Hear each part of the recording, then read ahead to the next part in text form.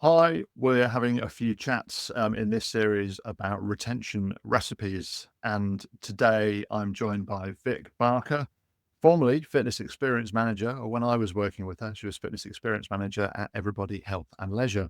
And we worked on a lot of retention stuff there, but she is now the National Fitness Manager at Speedflex. Hey Vic, how you doing? Hi, Guy. I'm good. How are you? Yeah, really good, thanks. Congratulations on the new role. Been a few months now. Obviously, you've been traveling around quite a lot. Yeah, getting all my traveling, getting my miles down. Yes, all good. Exciting. Excellent.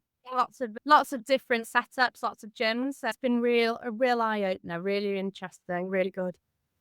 Yeah, amazing. Listen, you already had loads of experience, not just at Everybody Health and Leisure, but as a personal trainer and in PR as well. So I think Speedflex very lucky to have you. But I'm glad to hear you're enjoying it. We're chatting about retention recipes, and the one that we worked on a lot was, if I call it inductions, that way the listener will know what we're talking about. But to get the elephant out of the room straight away, one of the first things we did when we were working together was say, let's not call them inductions, right? Yeah, absolutely. We did a name change because I think induction had been around for so long. We wanted to not only freshen up the offer, but freshen up the perception of what an induction was and really reframe that and bring it to the forefront of the customer journey. So we changed the name and it became an activation at everybody, which was really well received, actually. It did bring that newness to it that was much needed, I think. Yeah, yeah, and it was almost I think a couple of sites had a swear box, and in fact, I still go around to various sites, and I call it an activation rather than induction, and they don't know what I'm talking about. But I think we talk about inductions in the industry, but calling them anything but uh, is one of my mantras because people have had an induction in the past or have had probably a bad experience, maybe weather or wade, but the induction or the activation is so important. Tell us what it means to you, or actually what you've seen since you've moved on from everybody. Yeah, so a couple of things. I think previously a member may join a gym and be offered an induction and feel that actually that as they'd been a member of a gym in a previous life, they didn't need an induction because it was a health and safety tick box. So really reframing that as an activation and making it the start of your journey with that gym was very important to us.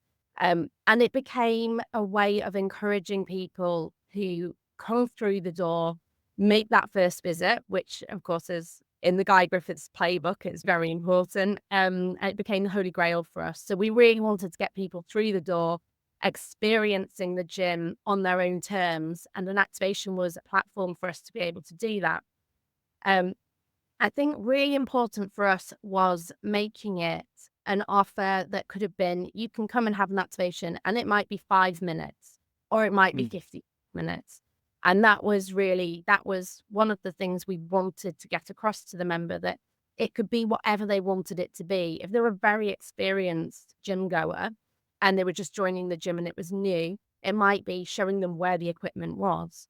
If they were coming for the very first time to a gym, then it was obviously much more all encompassing and they were able to really get their feet on the ground in the gym and feel very comfortable about where they were and the community that they were joining, as opposed to this soulless space full of intimidation. We really wanted to encourage members to stop coming in the gym and heading for a treadmill whilst they nervously look around and clock what they want to do first, to walking in with some confidence and a plan and getting the very most out of their time in that space. Yeah, absolutely. And we went through a lot. It wasn't just the gym staff. In fact, I think it's really important that we got the sales staff, the front of house, the duty managers, the general managers involved in selling the benefits. Not we're going to show you the equipment or it's for health and safety, as you say. It was really about these.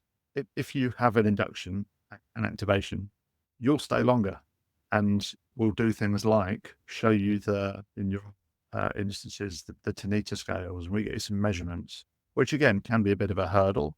I remember quite a few of the fitness team saying, look, we'll cover up the data. We won't show you where your measurement is right now. We won't look. You don't have to look. but it's really important that you have a starting point. But selling those benefits, as you say, not just to new members, but to experienced members, to members who've lapsed, or even just members who haven't been for a few months that are still paying, getting them in for that activation was really key. So selling them, but selling them, the fitness team were always ready to do one, and keen as mustard. Yeah. But it was making sure that the front of house had one themselves. And I know the chief exec, I was chatting to him the other week, and he is now hooked on his Tanita measurements, Tom. Yeah. So I think he's got 2 personal trainers across the group at the moment. Yeah. Oh, yes. He really has put his money where his mouth is. but walking the talk was really important. And then measurement as well. For me, it's one of the critical things. Tell us what you saw at everybody or what around sites now. So what I've noticed more than anything is that there's that instant gratification that comes with a sales process.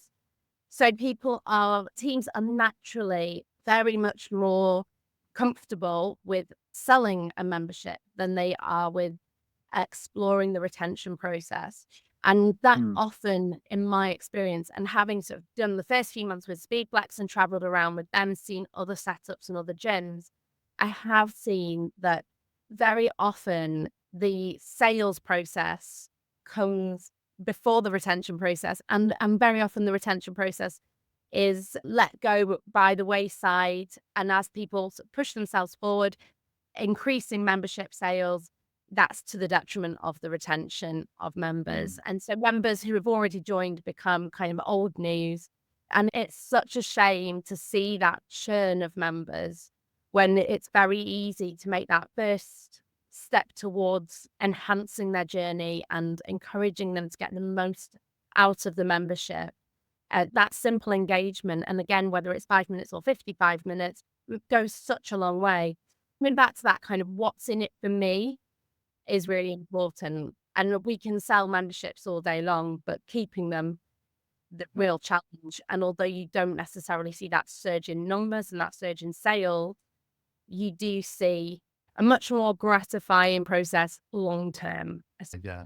And you've seen that, we won't name names, but you've seen that recently with people upgrading the membership to build in things like Speedflex, right? And not with that upgrade, not actually getting, you need some immediate value for that kind of thing, right?